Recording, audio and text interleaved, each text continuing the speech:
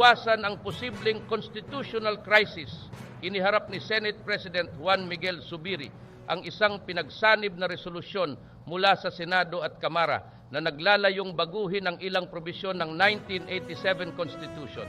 Sinabi ni Zubiri na kanilang ginawa ito upang maging malinaw na walang ibang probisyon ang babaguhin maliban sa mga ekonomikong kalikasan lamang.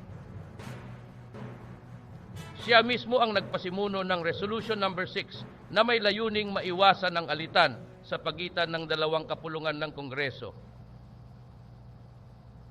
Kabilang sa mga tiyak na probisyon na binanggit ay ang Section 11 ng Article 12 na may kinalaman sa national patrimony at o economy, Paragraph 2, Section 4 ng Article 14 ukol sa education, science and technology, arts, culture and sports at Paragraph 2, Section 11 ng Article 16, General Provisions Advertising.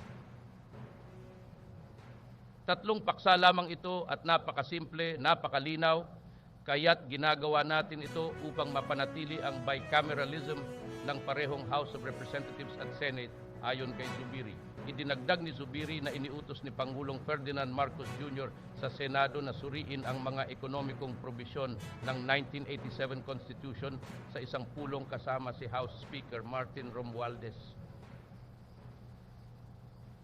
Bagaman kinikilala ni Zubiri ang karapatan ng mamamayan na humingi ng pagbabago sa saligang batas, binalaan niya laban sa anumang pagtatangkang baguhin ito sa ilalim ng panggagamit ng demokratikong proseso sa ilalim ng anyo ng People's Initiative.